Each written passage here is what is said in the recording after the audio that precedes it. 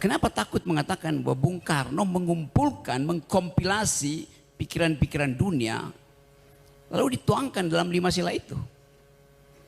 Tadi saya katakan itu tidak asli Indonesia. Demokrasi tidak asli Indonesia. Yang dimaksudkan Bung Karno itu adalah pergaulan dunia yang dihidupkan oleh kompetisi, oleh persaingan pikiran. Negara kita basisnya feodal. Kan bukan asli Indonesia kan? Sampai sekarang masih feodal. Saya Anton Manurung. Ketua Umum Dewan Pimpinan Pusat Gerakan Pembumian Pancasila. Assalamualaikum warahmatullahi wabarakatuh. Salam sejahtera untuk kita semua. Shalom, Om Swastiastu, Namo Buddhaya, Wete Tungtien, Rahayu Rayu. Salam Pancasila. Salam Pancasila. Merdeka. Merdeka.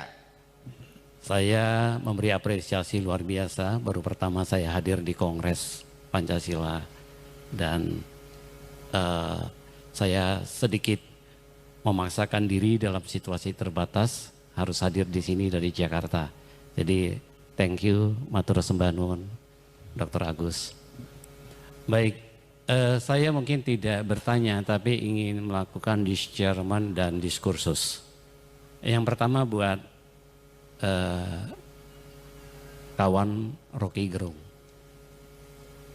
4 tahun yang lalu saya sudah menyatakan di YouTube tentang pernyataan Rocky Gerung.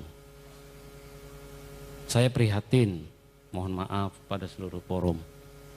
Untuk kesekian kali Bapak mengatakan bahwa Pancasila bukan ideologi. Tolong Pak, mari kita sama-sama membaca dokumen negara. Dan tadi Bapak mengatakan, sorry ya, ini forum akademik ya. Tadi sahabat saya Pak Saribu juga sudah mengatakan, ya mirip seperti Habib Rizik katanya. Guyonan Bapak sebagai badut ideologi kami hormati. Good, very good. Tapi ketika Bapak di forum terhormat ini mengatakan Pancasila bukan ideologi, sebagai Ketua Umum DPP Gerakan Pembumian Pancasila, saya menolak dan meminta orang seperti Bapak tidak bicara tentang Pancasila. Tolong Pak, camkan Pancasila, pidato Soekarno, 1 Juni 1994. Saya membaca kalimatnya saja. Supaya tidak kesekian kali Pak, di YouTube 4 tahun yang lalu saya sudah ngomong. Supaya kita tidak gelap ideologi Bapak. Kita datang ke sini, saya hormat sekali dengan kongres ini. Soekarno mengatakan, mohon kita dengarkan bersama, mohon maaf, mohon sewu para senior, para guru besar, tokoh Pancasila.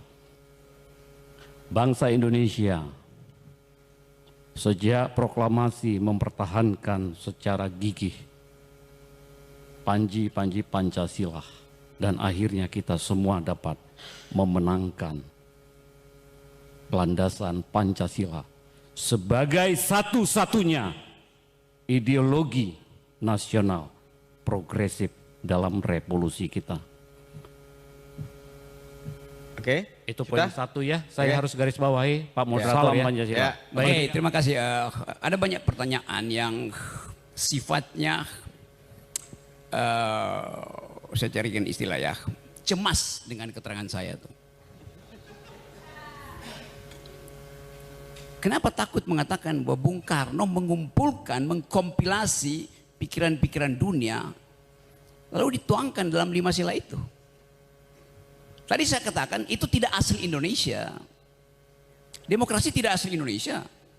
Yang dimaksudkan Bung Karno itu adalah pergaulan dunia yang dihidupkan oleh kompetisi, oleh persaingan pikiran. Negara kita basisnya feodal. Kan bukan asli Indonesia kan? Sampai sekarang masih feodal tuh. Jadi ide demokrasi itu, sebut aja ide sila keempat itu adalah hasil adaptasi Soekarno untuk dijadikan pegangan, bukan ideologi itu. Demokrasi itu bukan ideologi. Jadi kalau sila keempat ada demokrasi, lalu dianggap Pancasila itu ideologi, itu langsung bertentangan. Demokrasi itu membuka peluang untuk semua ideologi bersaing. Itu dasarnya Pak Manurung tadi. Boleh nggak Pancasila dijadikan ideologi? Boleh, tetapi akan ada negara otoriter Tidak boleh ada persaingan pikiran. Padahal Pancasila ada diskursif sifatnya. Tadi saya terangkan bahwa Bung Karno menyebut falsafah, dia menyebut ideologi. Tetapi bukan official ideologi dari negara. Kan gak pernah ada keputusan MPR bahwa Pancasila itu ideologi negara tuh. Karena berbahaya. Negara yang berideologi itu cuma dua, fasisme dan komunisme. Mau nggak ada semacam tuntunan berideologi sehingga baju mesti sama, konsumsi mesti sama, tuh parfum mesti sama. Kan itu bertentangan dengan kemajemukan kita bangsa ini, Pak Manurung tuh. Nah kalau misalnya mau dinyatakan sebagai ideologi, ada problem teoritis juga. Ideologi itu mesti koheren, nggak boleh retak. Sila pertama tuh ketuhanan yang Maha Esa. Sila keempat itu demokrasi, kemajemukan. Boleh nggak orang tidak memakai hak untuk beragama? Konstitusi itu mengatakan agama adalah hak, bukan kewajiban. Agama menjadi kewajiban ketika sila pertama itu didalilkan di dalam versi syariat Islam. Kewajiban menjalankan syariat Islam bagi pemeluk-pemeluknya itu sudah dihilangkan. Karena dianggap itu nanti akan ada problem ke depan itu. Jadi memang Pancasila itu bukan ideologi, bukan saya tidak menginginkan, tapi dua hal saya mau terangkan. Tidak diresmikan di dalam undang-undang, itu adalah wacana. Kata ideologi di situ dalam pengertian, oh itu pandangan hidup. Karena itu sering Bung Karno bilang Weltanschauung dalam bahasa Jerman, atau bilang Vision de Monde dalam bahasa Prancis tuh. Jadi tidak ada yang stabil di dalam pemaknaan Pancasila, itu posisinya begitu. Yang kedua, memang tidak digali dari bumi Indonesia, apalagi dalam bahasa Sanskerta. Anda baca di Bung Karno itu mengkoleksi bacaan Jerman, Prancis, Inggris, tapi dia nggak bisa berbaca Sanskerta. Kan dasarnya begitu tuh. Jadi kenikmatan kita untuk membayangkan ada semacam tuntunan, oke, tetapi tuntunan itu tidak boleh diresmikan sebagai ideologi negara, itu maksud saya tuh. Karena lebih berbahaya akibatnya. Demokrasi di negara manapun tidak ada demokrasi yang ada ideologi, karena itu bertentangan di dalam prinsip. Apalagi kalau disebutkan mesti ada satu official ideologi dan orang akan tuntut ideologi itu mesti agama. Ya udah, habis negara ini. Jadi juga tadi teman yang bicara pertama bahwa nanti dulu nggak usah Pak, ya. Nanti diskusinya di panel di yang ke, ya. Ya, kasih kesempatan untuk ngomong dulu ya. Silakan Bang. Oke, saya lanjut ya. Saya bedakan tadi, kan itu saya sebutkan, sangat mungkin kita akan bertengkar di sini karena forum ini bukan forum ilmiah ansih gitu. Ada aktivis di sini nih. Oke.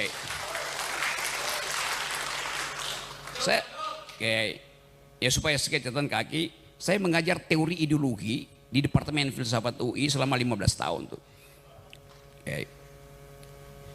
Saya ulangi ya masalahnya. Ada bayangkan bahwa dalil kita adalah persatuan Indonesia. Boleh nggak dia dibungkus secara ideologi? Tidak bisa.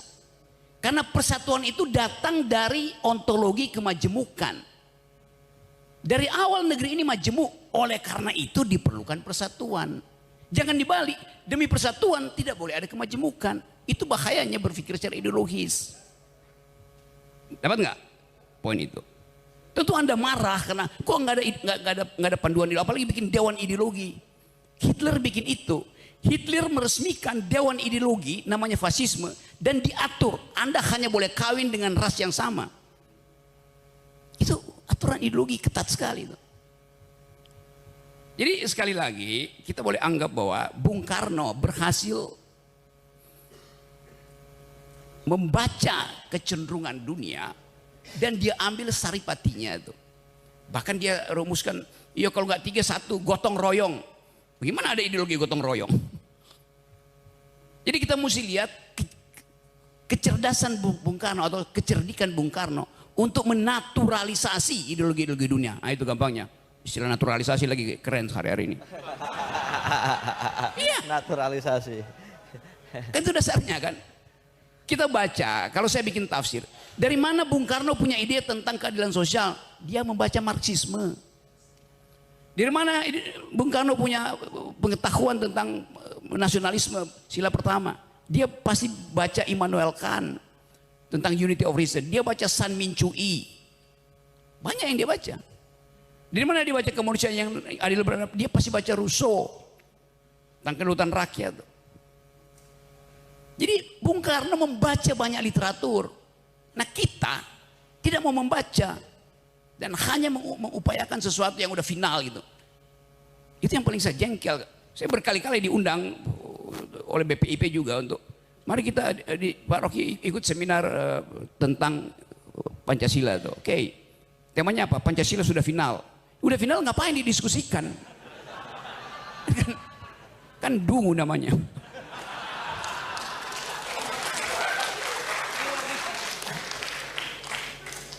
Jadi saya menginginkan ada panduan bernegara. Ada semacam moral code. Yang kebetulan paling bagus adalah Pancasila. Udah saya terima itu. Tetapi mempersoalkan Pancasila sebagai ideologi, oke itu akan ada debat panjang tuh. Saya sudah pernah menulis panjang lebar tuh di majalah Prisma apa soal begituan. Jadi silakan baca, Bapak. Jadi referensi kita terhadap ideologi itu bahkan mesti masuk sampai pada pemeriksaan psikoanalisis. Saya mesti kasih lakang di situ, saya kasih Althusser, saya kasih macam-macam tuh, supaya terlihat bahwa itu ideologi itu, dan itu tidak mungkin. Satu waktu mungkin ada orang yang berpikir, ya lebih baik Pancasila itu dibiarkan terbuka daripada ditutup sebagai asas tunggal. Itu yang dilakukan oleh Pak Harto. Pancasila ditutup dalam versi Soehartoisme, itu dasarnya. Di negara-negara Afrika juga banyak mencari root, mencari akar, apa sebetulnya akarnya macam-macam tuh. Ada yang disebut Mobutuisme. Karena waktu itu Mobutu Sese Seko adalah pemimpin Zaire itu. Jadi terlihat bahwa kita punya semacam kecenderungan untuk mencari sesuatu. Nah, saya terangkan sedikit teorinya. Setiap manusia itu mengalami keretakan self, keretakan jati diri itu. Kenapa dia retak? Karena saya akan mencari figur di atas saya. Sementara saya dikejar oleh figur di bawah saya. Retak saya tuh. Saya nggak tahu orientasinya kemana itu. Jadi biarkan kita hidup di dalam keretakan itu. Nah keretakan itu kan semacam kutukan bahwa kita manusia, maka kita retak.